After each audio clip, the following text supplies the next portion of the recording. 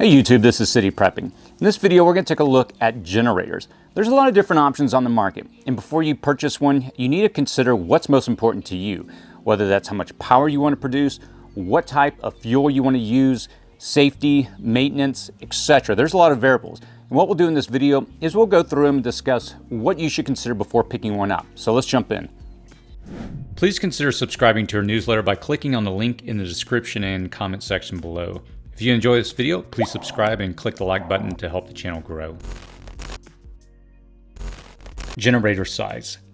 This is the first thing you must consider. How many watts will you need? How many devices will you need to power it if your power is cut off? To determine what size generator you'll need, there are two things you must consider: continuous power, or running watts, and extra peak power. Continuous power is the wattage required for the operation of your electrical devices. For example, if you're running a refrigerator, you're using about 600 watts. But when the refrigerator shuts off because it is cooled down and later starts back up, the surge watts to restart it is around 2200 watts. So when you shop generators, you'll see two numbers often listed: running and surge watts. I'll provide a link to a document that lists out the common household electrical appliances with their running and surge watts. I would encourage you to create your own spreadsheet with the appliances from the document you feel are necessary to operate if the power were to go down, and determine the running watts and surge watts. Once you add up all those in a spreadsheet in two different columns, you'll know the size generator you'll need. Power source. When it comes to generators, there's a handful of options that we'll define by their fuel source. The primaries are gas, diesel, propane, dual fuel generators, which operate on both propane and gas, and then solar generators, a term I'll use to define portable batteries with charge controllers and inverters that can be connected to solar panels. I personally decided to purchase a few different generators. The first is a generator that runs on both propane and gasoline. By having a dual fuel generator, you have more options based on which fuel is available. Plus, propane is easier to store, something we'll discuss in a moment. I also added a small gas generator to my inventory to give me more portability. If I need to move this around or pack it in my car and go in an emergency, well, I've got this option. I finally added solar generators to my inventory in the event a power grid failure lasted longer than a week or two and fuel becomes difficult to obtain. Although these can't power as much as a large generator and will need sunlight to charge, they give me the ability to continue to power small critical electrical devices. For those that need to keep medicine cold, these are a great option, as you have the security that you can continue keeping your meds cool in a refrigerator by charging this with solar. Power source storage. When discussing the power source as we did in the previous point, it's worth discussing the storage factors you need to consider. Let's start with diesel. Under ideal conditions, it can be stored between 6 and 12 months. To extend the fuel life past 12 months, it needs to be treated with stabilizers and biocide. Gasoline has a shelf life of about 3 months, but can be extended slightly with a fuel stabilizer. With gasoline, you have to be careful with this, as it is very volatile and proper storage is critical. Propane is my personal favorite as a storage option. It can be stored between 10 to 30 years. For this reason, I recently purchased a dual fuel generator to allow me to run on either gasoline or propane, giving me options in an emergency situation. I do try to get my gas generators out and run them about once a month to ensure the carb doesn't plug up. With solar generators, I check on them once a month to ensure they're properly charged, as leaving them below the manufacturer's recommended level for a period of time can damage them. After a major event, getting propane, diesel, or gas will be more challenging, as supplies will be limited due to high demand and infrastructure delivery problems.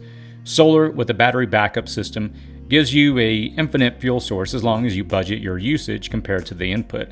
For example, with the solar option, at night you won't be charging your batteries, so you'll need to carefully determine how you'll want to discharge during this time. OPSEC and decibels. OPSEC is short for operational security. This term is used in relation to keeping information you want to keep private from being known by others. In this case, who do you want to know that you have a generator? If the grid is down for a prolonged period of time after disaster, there may be the possibility that others in your area will become increasingly desperate if they're not able to meet their basic needs. If you're operating a propane or gasoline generator, others will know you have prepared and may draw them to your location. When shopping generators, be sure to research the decibel level. The higher the decibel level, the noisier the generator will be and the more attention it will attract. Manufacturers will list this information on their website or on the packaging box. Typically, the cheaper generators are noisier, whereas the more expensive generators are normally quieter. Again, be sure to research this point in advance of making a purchase.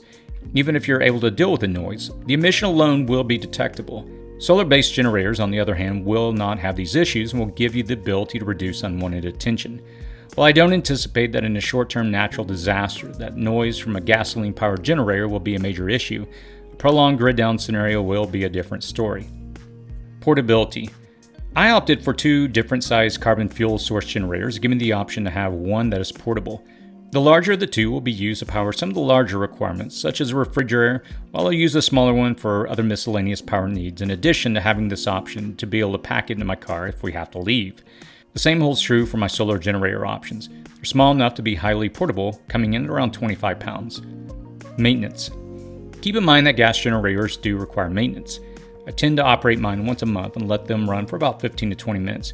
They're about as noisy as a lawnmower, and I run them in the backyard so they don't draw attention. Regarding the solar generators, they just need periodic charging. Again, I typically plug them in about once a month or so to ensure they're topped off, and I rotate using them throughout the month to charge laptops and other small devices to ensure they're working correctly. Safety.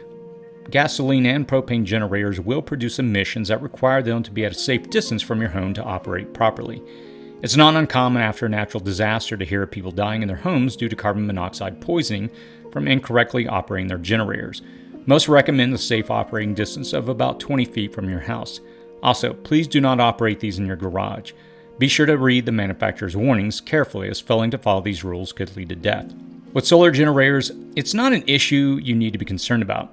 Just put your solar panels in a place where they can properly charge, and your actual solar generator unit itself can be positioned as close to your house as you want, or actually in your house. There are no restrictions on these units. As we covered in this point, your decision as to which option you will purchase will be decided based on the size of your home and the size of your yard. For example, if you're in an apartment, obviously your options are very limited, as running a gasoline generator on your balcony could be dangerous for health purposes. Cost considerations. The traditional carbon-based fuel source generators can vary drastically based on the size and the manufacturer. Remember, you do get what you pay for. I picked up this Champion dual fuel generator from Sam's Club for about $400. I only anticipate using this during emergencies, and I try to operate it about once a month for 15 to 20 minutes. On the other hand, Honda generators are the gold standard for reliability and quality, but typically cost a good deal more. My view is that having a significantly more affordable and not as quality backup gasoline generator that I can use sparingly and maintain it on a regular basis will be fine in an emergency situation. But if I anticipated using it more often for camping trips or on a job site, I would probably go with just a Honda generator. Regarding solar generators, I've reviewed several brands over the last few years. These typically come in around $1,200 or $1,400 for the unit itself, or roughly a 1,200 watt-hour battery system, plus another $800 or so for the solar panels. Clearly, the cost for these is significantly higher, but I keep these for potential prolonged grid down scenarios where obtaining gas or propane may become increasingly difficult. Hopefully this video gave you enough information to help you determine what is the best fit for you as far as a generator. If I were starting out again, what I would do is focus on my power needs. Some people need more power than others. If you, for example, have several refrigerators or freezers, or you have medical conditions or things that are going to need more power, you're going to need to get a bigger unit. But if you can cut back and you don't need a lot to survive in a kind of an infrastructure problem, grid down scenario where the power's not available, I would probably go towards something a little smaller that's not going to use as much power, that's not going to be as noisy.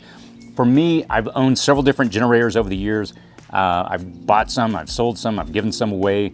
I think my favorite at the moment is having the option for propane. This one down here is a dual fuel. I like the option to be able to have both propane and gasoline.